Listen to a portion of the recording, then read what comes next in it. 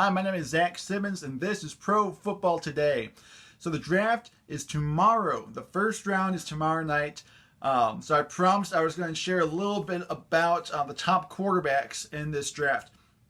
Now I do want to premise this with, I did not watch a whole lot of college football this last year.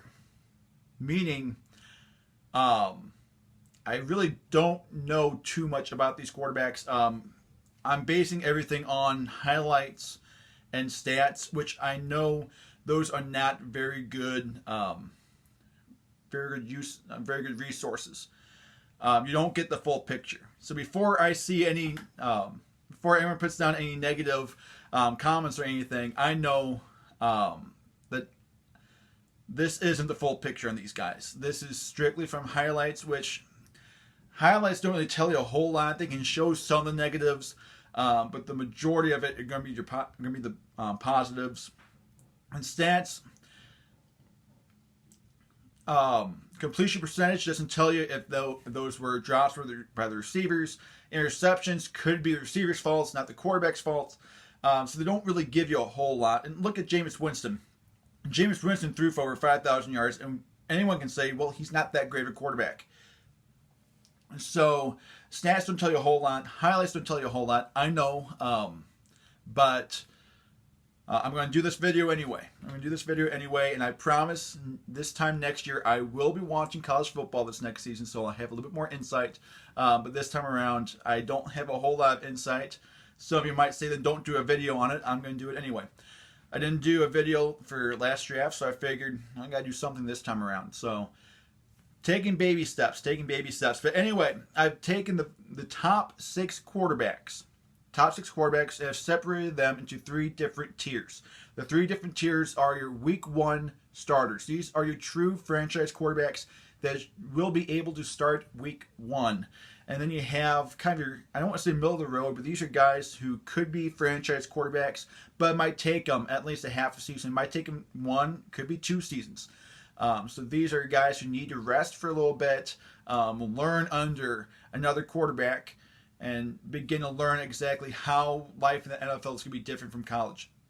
And then you have your bust category.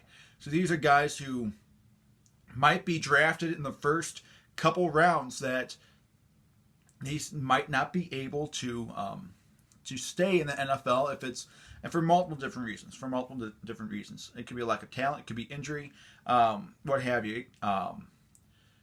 So that's what I'm going to do right now. So I'm going to start with the top tier. These are your week one starters. The guys who can make a difference for your football team instantly. Now, this is also going to help. I could be wrong about these guys. It could be that I don't have the insight, so I made a wrong prediction. It also could be that they're just not in the right system. For a young quarterback, you have to have people around you. So you have to have a team that's willing to put in weapons around you, kind of like what the Bears did a few years back, even though it didn't really work this last year.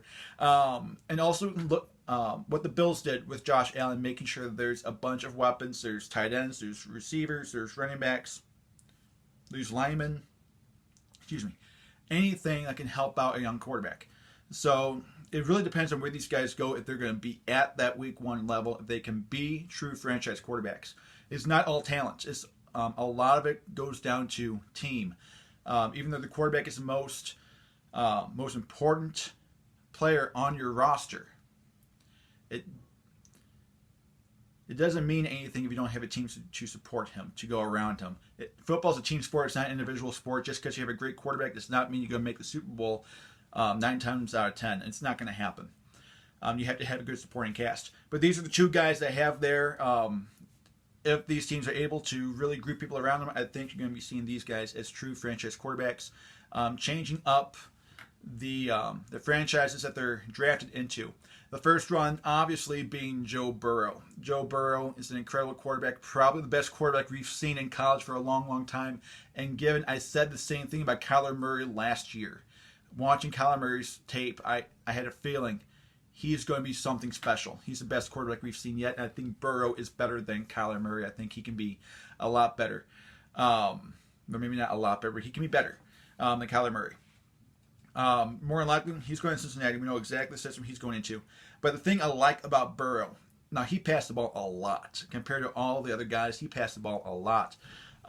60 touchdowns, just a few interceptions. Sacked about, if I'm right, 34 times. 34 times. That can actually be a good thing. That could mean he's staying in the pocket too long. It could mean that, well, he's just passing the ball a lot. What that tells me is, yes, he's getting sacked, but he's also he's being successful throwing the ball. It's not hindering him. A lot of quarterbacks, when they get sacked, they're done. They start spiraling. They can't figure out what to do next. Their confidence gets shot. Burrow, that didn't seem to be the case for him. He's on point. He reminds me a lot of Patrick Mahomes in that sense that he's always focused. He knows exactly what he's going to do. His accuracy is on point. Doesn't matter where he's throwing from or how he's throwing it. He's going to be dead on accurate. He reminds me of Patrick Mahomes. I think he can give the Bengals that much success, but the Bengals have got to put people around them. They need an offensive line. That's basically their one biggest need is an offensive line. If they can get the line to establish the running game and to give Burrow some time, Burrow can be something. This receiving core is actually not that bad of a receiving core. A.J. Green on a good day is fantastic. Tyler Boyd can be something. We really haven't seen what he can do just yet. John Ross is quick. He can get open. There's some problems with him catching the ball, but he can learn a lot of this stuff. But they can't teach. One of the hardest things to teach is going to be running routes, getting open, and these guys can do that. They're actually pretty good at getting open. They're quick guys. But they do need a tight end. But this is a really good system for Joe Burrow to be in. If I was Burrow, I'll be happy about going to the Cincinnati Bengals. He's going to have a better shot there than any place else. And every other team that needs a quarterback, it's tough for those teams. There's no supporting cast. Miami, there's really no one there. Chargers is a pretty good spot with the receivers that they have. And with the established running game, they do have a decent offensive line, but they're looking like they're going to be stuck behind Tyrod Taylor, and Joe Burrow's not going to stand any time behind Tyrod Taylor. Sorry, behind Tyrod Taylor. Anyway, so Burrow, Week 1 starter. Obviously, Dalton's going someplace else. Burrow will be holding the reins there in Cincinnati. The next quarterback I've put in this is Herbert, Justin Herbert. I like Justin Herbert. I'm going to steal some analysis here from Dan Orlovsky, but looking at one of his videos that he posted, the one problem with Justin Herbert is his decision making. It's not necessarily he throws the ball into places where he shouldn't, into tough coverage. It's just that he threw it to the wrong guy, and he ended up losing some games because of it. And that's not my analysis there. That's me. I'm taking some analysis from Dan Orlovsky from ESPN. But when it comes to Herbert, once again, he's dead accurate. He's very good. 32 touchdowns, 6 interceptions this last year. Herbert, I believe, can be a very good quarterback. The problem is, well, it looks like he's probably going to go to Miami. That can change. It could be that he ends up going to the Chargers. Chargers will be a better bet for him than Miami, just because Miami, they're in a very tough situation. You have one great receiver. Well, I shouldn't say great. One, I would say decent receiver, Devontae Parker. I think he's a good second string. They have him there as number one. They need a receiver one. If I were them, I would try to be getting a receiver. They also need some linemen. They need a running back. So if you're Herbert, Miami's not a very appealing place. You have to battle Fitzpatrick for the job. I have to battle Josh Rosen for the job. It's not a very appealing place. There's no receivers. There's no exceptional tight ends. There's no running back. The line's okay. If I was Herbert, I would not be happy about going to Miami. But it looks like that's probably what's going to happen. Right now they're trying to trade to number 3 while trying to keep the number 5, I believe. So they might be trying to go tackle and then drafting Herbert, which is better for Herbert than them not having that tackle to begin with. Those are my 2 quarterbacks there in the Week 1. Starting Week 1, these are the best of the best. The guys who, if everything goes right, front office-wise, these guys should be franchise quarterbacks for a long time. Now the next group, these are guys who should be groomed. Should be sat down for a little bit, should be benched.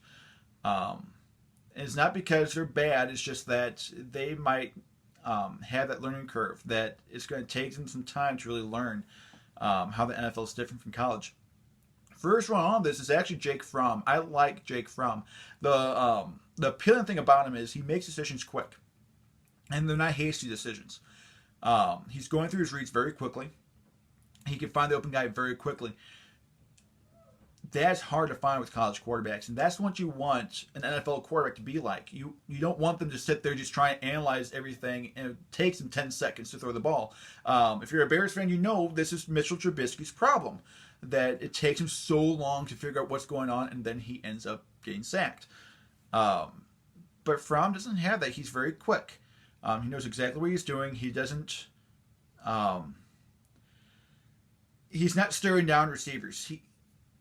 He sees, okay, this guy's open, bang, bang, bang, hike, bang. That's what you want a quarterback to look like.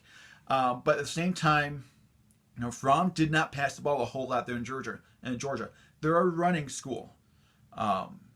Especially this last year, Sony Michel and Nick Chubb, a couple years back, couple drafts ago. But so they don't pass it too much. He hasn't had a season over 3,000 yards.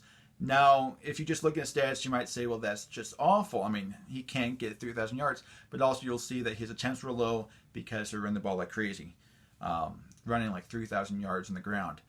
So that's going to be, that's the one problem with Jake Fromm is he needs a little bit more reps. He didn't get those reps in college. He needs some extra reps. So you sit him for... You can sit for half a season. I think this is a guy good enough to be sat for just a half a season. Shouldn't be on the bench for more than 2 years. Definitely should not be on the bench for more than 2 years. Best case scenario for him, it looks like probably second or third round. So these could be any quarterback, and this could go for any team. There's a good chance, though, you might be seeing Indianapolis Colts. They don't have a first round pick. More unlikely, Jordan Love's going to be taken by then. So I see second, third round. You go for Jake Fromm. You might see a team like Chicago. Chicago's not set on quarterback. Yes, we have Nick Foles. That doesn't mean he's going to be the quarterback for the next 10 years. I mean, we're going to need someone else, and maybe the thought is that Foles will be the bridge quarterback, and we'll bring in someone else, someone maybe like Jake Fromm. So there's definitely going to be a market for him, but you're going to be seeing him sit. Colts, he might sit behind Brissett. With Brissett, he might have his chance to play there with the Colts. But Jake Fromm there, resting for a little bit before becoming that franchise quarterback, which I think he definitely has the opportunity to. The next guy in this tier is going to be Jalen Hurts. This is a guy who I think is underappreciated, undervalued. He reminds me a lot of Lamar Jackson. Everyone said, well, he's a running quarterback. He's a running back. He's not a quarterback. Can you really put him at quarterback? And look what he did with the Ravens. I mean, I called him out about a year ago and said he's not good. He's not going to be that great of a quarterback, and he proved me wrong. He was one of the best quarterbacks. He won MVP by a landslide. The second unanimous MVP ever in the NFL. I think Hurts reminds me a lot of Lamar Jackson. My one problem with Hurts, and this is something he's going to have to learn, he fumbled a lot. I believe 11 fumbles this last year. That's an issue. He needs to get that under wraps. Throwing the ball, though, I mean, the guy had less attempts, less completions, same amount of touchdowns, 2 more interceptions. 400 more yards than Justin Herbert. You can't look at me and say Justin Herbert's a good passer without saying Jalen Hurts is a good passer. Hurts had an awful game against LSU. I will give you that. But Hurts had a better season than Justin Herbert. If you can say Justin Herbert's a franchise quarterback, but Jalen Hurts is not, I like to challenge you on that. And not only when it comes to passing, but Hurts also ran for about 1,250 more yards than Justin Herbert. Herbert ran for about 50. Jalen Hurts just short of 1,300 yards and 20 touchdowns. I mean, he knows how to run, but I think there's a spot for him. If I'm a GM, I'm looking at Jalen Hurts and saying, there's another Lamar Jackson. If I can do exactly what the Baltimore Ravens did with Lamar Jackson, we might have a franchise quarterback here. But for Hurts, it's going to take that system. John Harbaugh is very smart with Lamar Jackson. He built that system around him. He needs to have a coach that can build a system around him, just like how John Harbaugh did that with the Ravens and Lamar. So if Hurts can do that, if he can be in a system where the coach is willing to change everything up for him, then yeah, I think Hurts will succeed in this league. And I think you'll be seeing Jalen Hurts for a long, long time, as long as he's smart, carrying the ball, and also smart with his body. A lot of these running quarterbacks aren't really working out too well, and a lot of the reasons are that they're willing to take the hits. Sometimes you like seeing that, but it can really end up hurting a quarterback, and it ends up hurting the team. Just look at RG3. And look at Cam Newton. He's been beat up. And you're going to be seeing the same thing, I think, here pretty soon with Deshaun Watson. But anyway, I'm getting ahead of myself. Fromm and Hurts, I have them in that second tier. That's going to take them a little bit of time. And it might take the organization a little bit of time to prep for them as well. Now this next tier is bust. The first quarterback I have in this is Jordan Love. I don't like Jordan Love. Out of the top 6 quarterbacks, he has the least amount of touchdown passes this last year with 20. He had the most interceptions of any of them by 17.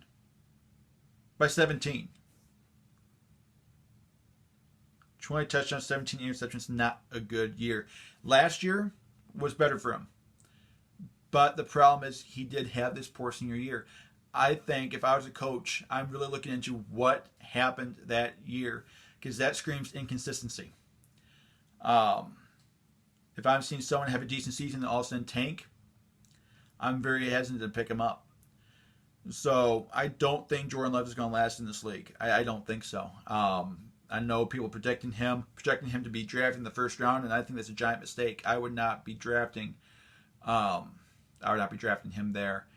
If anything, he needs a lot of grooming. And sometimes it works out. Sometimes it does. But I didn't take a look at Daniel Jones' stats. It's been a year since I've taken a look at his college stats. But if I remember correctly, they're very similar. And Daniel Jones was not ready to play this last year. He was not ready. He looked okay.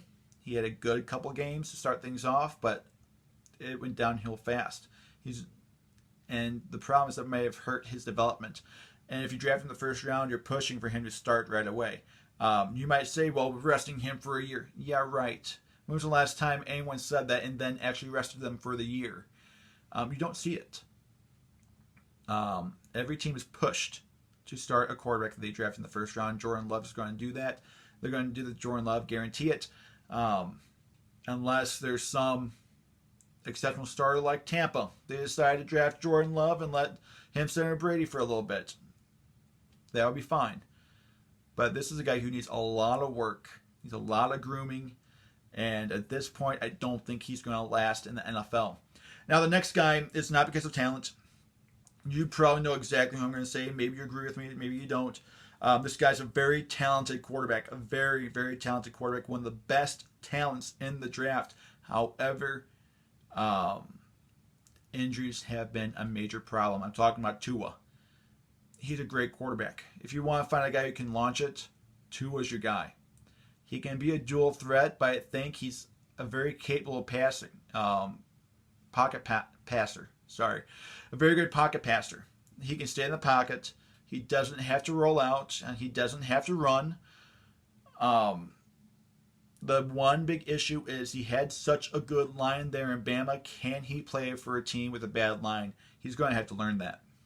But he also needs receivers who can play a vertical passing game. I think the best case scenario for Tua is going to the Chargers. They have those receivers in place. You have Hunter Henry in there as well. You have established running game with Austin Eckler. Best case, and you can sit for a little bit. I think Tua, I don't think it's a bad thing for him to sit for a few weeks. He might be able to be a week 1 starter. He might actually deserve to be. If injuries weren't a problem, I think Tua is in that top tier.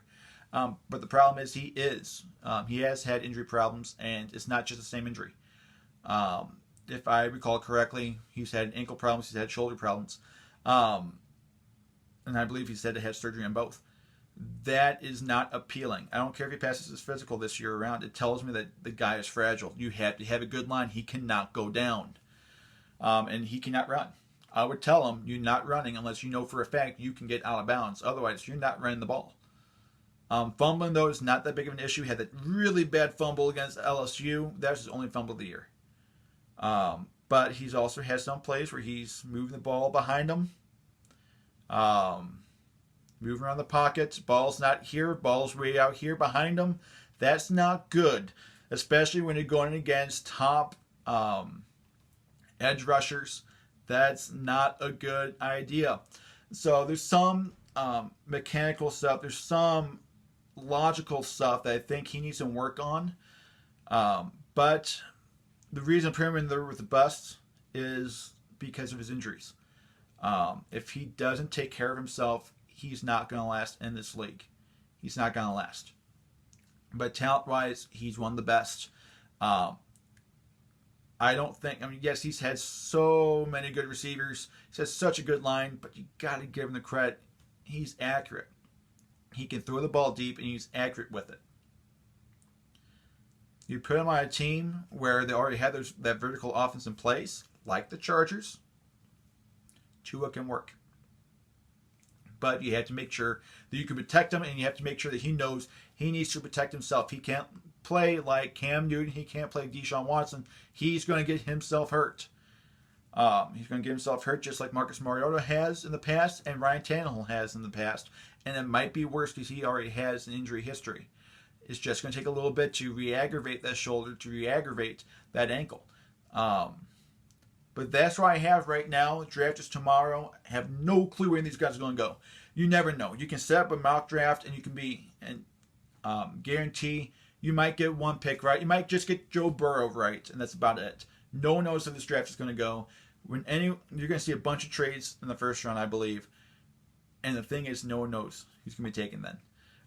It's going to be fun to watch. I'm glad they still have it live. It's going to be very interesting. Hoping there's not too many glitches, but I'm really looking forward to it. But that's why I have these quarterbacks. And just a reminder, if you disagree with me and say you have no clue what you're talking about, I agree. When it comes to this, I really don't know what I'm talking about. That's why I'm hoping this next year to really get into college football. I love football in general. Have fun with the NFL, of course, and the XFL for the last few months. But I need to get back into college. I need to get into college football. So that way, next April, I actually have something of value for you. But thank you so much for taking the time to watch. Thank you for allowing me to kind of blabber on about this. So thanks for watching. I hope you have a good rest of your day.